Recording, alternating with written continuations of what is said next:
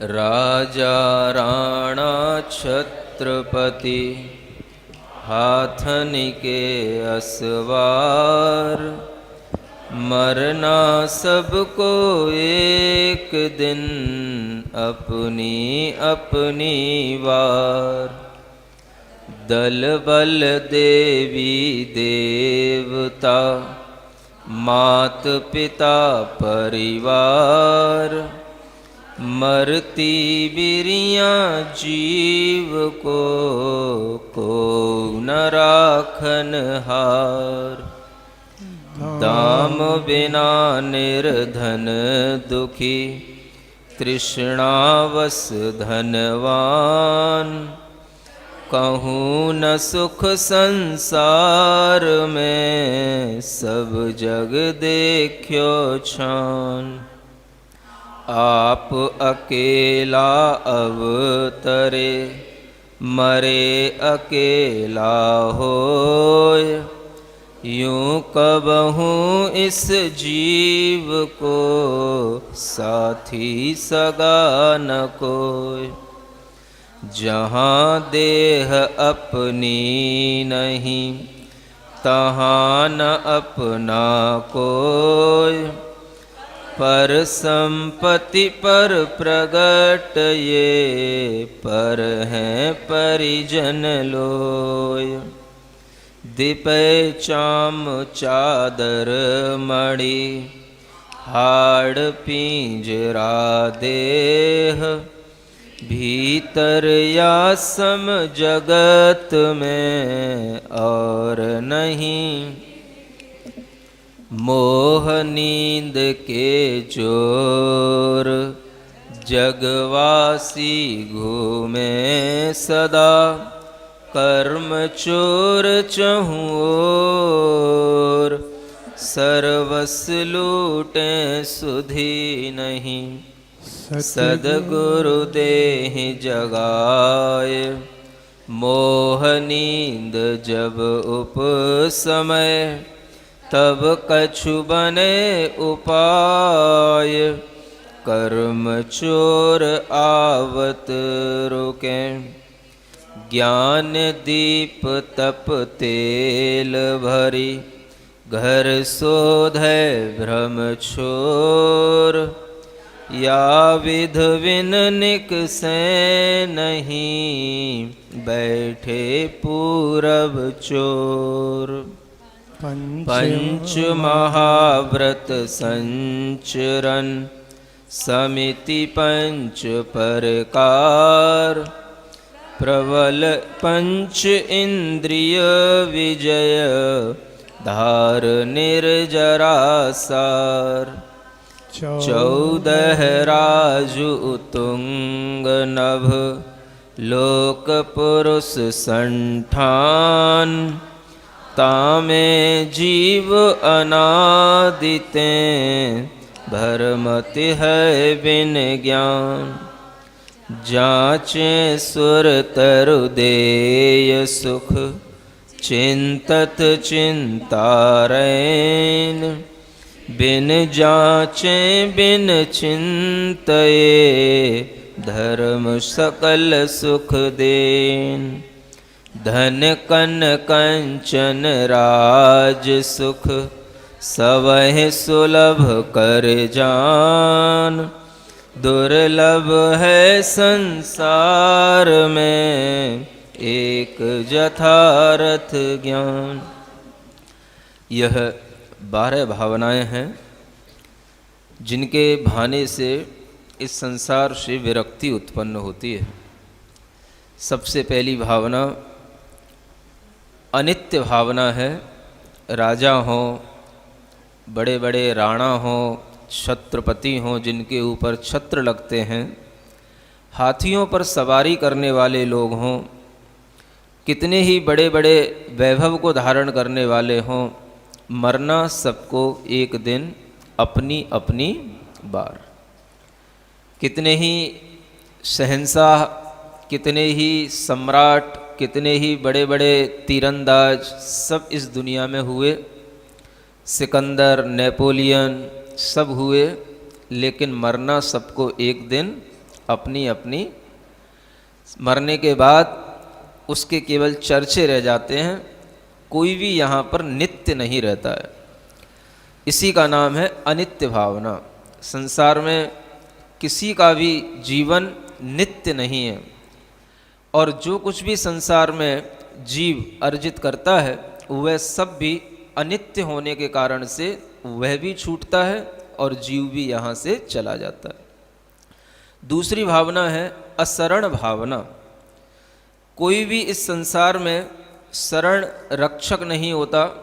मृत्यु के समय पर कितने ही बड़े बड़े दल बल हों, दल बल का मतलब होता है सेना, और कितने ही हमारे पास में देवी देवता सिद्ध हों, मंत्र तंत्र हों, माता पिता हों, परिवार हों, वैद्य हों, चिकित्सक हों, ज्योतिषी हों, मरती बिरियाँ जीव को कोउ न राखन हार। अगर आपकी आयु पूर्ण हो रही है तो आपको कोई भी दुनिया का ब्रह्मा भी बचाने वाला नहीं है। इसलिए संसार में आत्मा के लिए कोई अगर शरण है तो वह उसका धर्म ही होता है।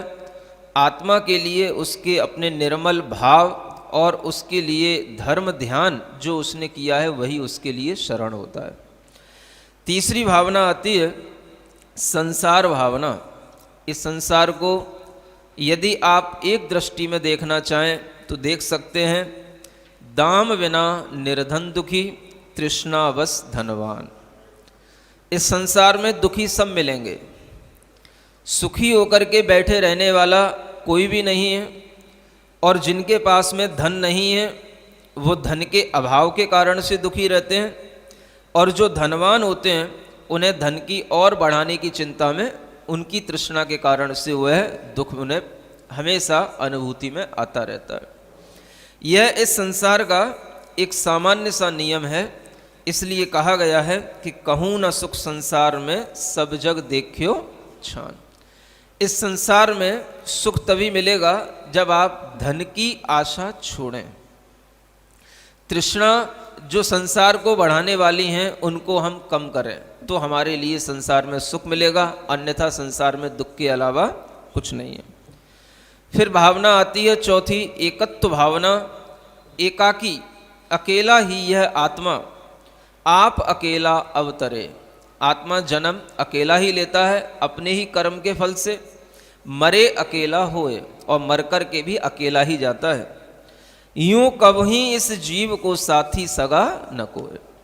साथी सगा जीव के नहीं होते हैं, शरीर के होते हैं।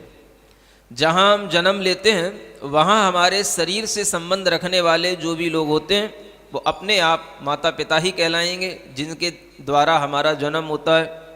जो घर में पहले से हैं या बाद में होंगे वो सब भाई बहन कहलाएंगे। उस शरीर के कारण से जीव का कोई साथी सगा नहीं है। जीव माने आत्मा का साथ में जाने वाला कोई भी बंदा नहीं होता जो आत्मा के साथ में जा सके, चाहे वो पत्नी हो, चाहे पति हो, चाहे पुत्र हो या पुत्रियां हो। यह एकत्व भावना हमेशा व्यक्ति को भाना चाहिए। और इसी के साथ आती है अन्यत्व भावना कि जो ये एक आत्मा है, इसके अलावा अगर हम जो कुछ भी देखते हैं वह सब हमसे अन्य है, पृथक है, भिन्न है, सेपरेट है। ये हमें प्रकट दिखाई देता है, नहीं दिखता। हमारा घर, हमारे लोग, यहाँ तक कि हमें अपना शरीर भी अपने से पृथक दिखाई देता है। पर हैं परिजन लोए, और परिजन भी हमसे पर हैं, भिन्न हैं, ये मेरी आत्मा नहीं है। इसलिए इनको अपने से भिन्न देखना यह अन्यत्व भावना कहलाती है। इसी के बाद में आती है अशुचि भावना, जो शरीर से संबंध रखती है।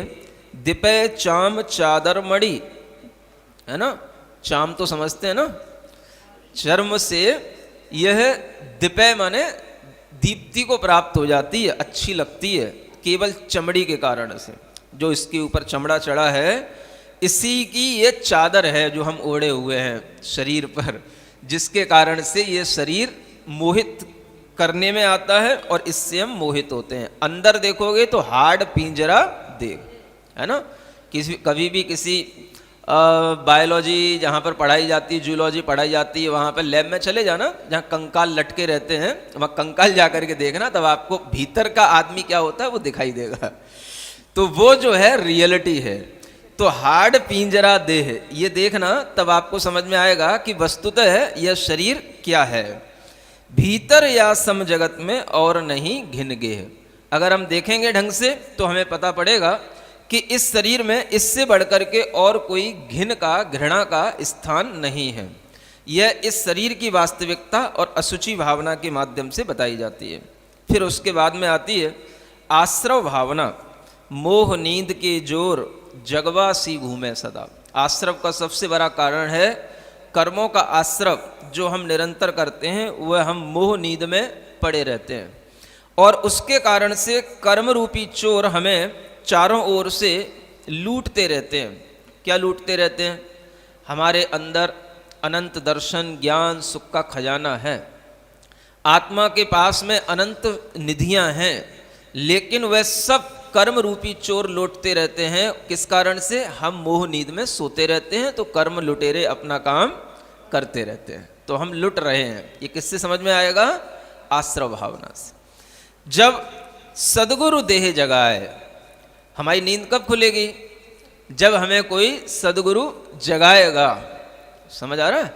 जब कोई हमें गुरु मिलेंगे, वो हमें जगाएं, झकझोरें, हमें उपदेश दें, हमारी बुद्धि से मोह को भगाएं, तब हमारा मोह थोड़ा सा हटेगा, तब मोह नींद थोड़ी सी उपशमित होगी। उपशमित होने का मतलब मोह नींद थोड़ी सी कम होगी। जब नींद कम होगी तब आंखें खुलेंगी। नींद का उपशमन होगा, दबेगी, तब हमारी आंखें खुलेंगी, तब कुछ बने उपाय, तब थोड़ा सा कुछ उपाय बन सकता है। कर्म चोर आवत रो, कुछ तप करो। तप के तेल जितना ज़्यादा भरोगे, उतना ही आपका वह ज्ञान का दीपक उतना ही अच्छा जलेगा। समझ आ रहा है? प्रकाश कहाँ से मिलेगा? ज्ञान से मिलेगा। और उस ज्ञान को प्रकाश कौन देगा? तेल कहाँ से भरेगा? तो तप का तेल और ज्ञान का दीपक। फिर जब आप उसकी रोशनी में देखोगे तो अपना घर दिखाई देगा आपको। किसका घर? अंदर का घर, अपना घर। कौन सा घर? अब आप कहोगे अपना घर तुम रोजाना ही देखते हैं बिना ज्ञान दीप से ही, है ना? वो आपका घर नहीं है। समझ आ रहा है? जहाँ कहीं पर भी ऐसी संस्थाएं बनी रहती हैं, वहाँ पे भी लिखा रहता है अपना घर। वृद्धों के लिए संस्थाएं बनी रहती हैं, अपना घर। वो भी आपका घर नहीं है। वो सब भटक रहे हैं, चाहे वो वृद्ध हों चाहे युवा हों। हमें ये समझना है कि अपना घर क्या है, और वो अपना घर हमारा अपनी ही आत्मा का जो भंडार है वही हमारा घर है। उस आत्मा के ज्ञान रूपी दीपक से जब हम अपना घर देखेंगे, शोधन करेंगे, तभी हमारा भ्रम छूटेगा, और तभी हमारे लिए जो पूर्व के माने पहले के बैठे हुए जो कर्म रूपी चोर हैं वो बाहर निकलेंगे। माने कर्मों ने अपने घर में यहाँ तक मतलब कब्जा कर रखा है कि वो जगह जगह कोनों में भी छिपे छुपे बैठे हैं। समझ आ रहा है? तो उन्हें ढूंढ ढूंढ करके बाहर निकालना, पकड़ पकड़ करके अलग करना। जैसे कभी आपने सुना हो, चुन चुन के बदला लूंगा ठाकुर। हाँ, ऐसे ही वो ठकुराई दिखानी आपको अपने अंदर से, चुन चुन के। समझ आ रहा है? तो कर्म का अगर आदमी ऐसा सोचता है कि मैं भी कर्म को चुन चुन के मारूंगा, अलग करूंगा, तब जो है उसके अंदर वो शौर्य पैदा होता है, और तभी जो है वो कर्म बाहर निकलते हैं। समझ में आ रहा है? हाँ, जब मुनि महाराज केस लोच करते हैं तो ऐसे ही सोचते हैं, चुन चुन के बदला लूंगा। अब ये कैसे लिया जाता है?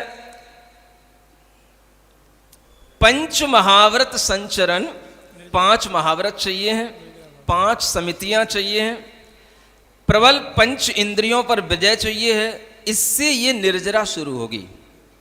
समझ आ रहा है? ये निर्जरा के लिए ये 2 श्लोक हैं। तो निर्जरा का मुख्य कारण यह है 5 महाव्रत, 5 समितियां, है ना, और 5 इंद्रिय विजय। ये जो चारित्र है ये ही निर्जरा का कारण है। इसी से कर्म शत्रु बाहर निकलते हैं। फिर लोक भावना आती है। 14 राजू उतंग नव। ये लोक कैसा है? 14 राजू ऊंचा है। और कैसा है लोक? यह है पुरुष के आकार से समझ में आता है। जब पुरुष अपने दोनों पैर फैला करके खड़ा हो, कमर पर अपने दोनों हाथ रख ले तो जो आकृति बनती है वही आकृति इस 3 लोक की बनती है। ये 14 राजू ऊंचा है, 343 घन राजू इसका जो है घन आता है। 7 का क्यूब निकालते हैं, 7 × 7 × 7, तब जो है 343 घन राजू इसका क्यूब आता है। इतना बड़ा जो है यह लोक है जिसमें अनंत जीव हमेशा क्या करते रहते हैं, अनादिकाल से भ्रमण करते रहते हैं। क्यों? बिन ज्ञान, उन्हें ज्ञान ही नहीं है कि हम किस कारण से भ्रमण कर रहे हैं। जब ज्ञान आएगा तब उनका वह भ्रमण करना इस संसार से छूटेगा। तो ये लोक भावना, और इसके बाद में आती है दुर्लभ भावना, बोधि दुर्लभ भावना।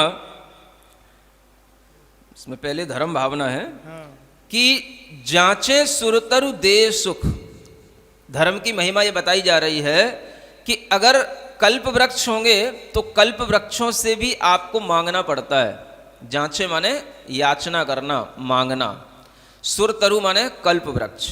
और चिंतामणि रत्न होता है, उसके समक्ष भी आपको मांगना पड़ेगा, इच्छा व्यक्त करनी पड़ेगी, तब आपको कुछ मिलेगा। लेकिन धर्म एक ऐसी चीज है बिन जांचे बिन चिंते, ना मांगना पड़ता है ना चिंतन करना पड़ता है, अपने आप सकल सुखों की प्राप्ति धर्म के माध्यम से होती है। ये धर्म भावना है। और इसमें फिर अंत में बोधि दुर्लभ भावना ये समझ सकते हैं, धन कन कंचन राज सुख, है ना। जितने भी ये राज सुख हैं, गृहस्थी के सुख हैं, धन वैभव के सुख हैं, ये सब सुलभ हैं, इन्हें आप दुर्लभ मत समझो।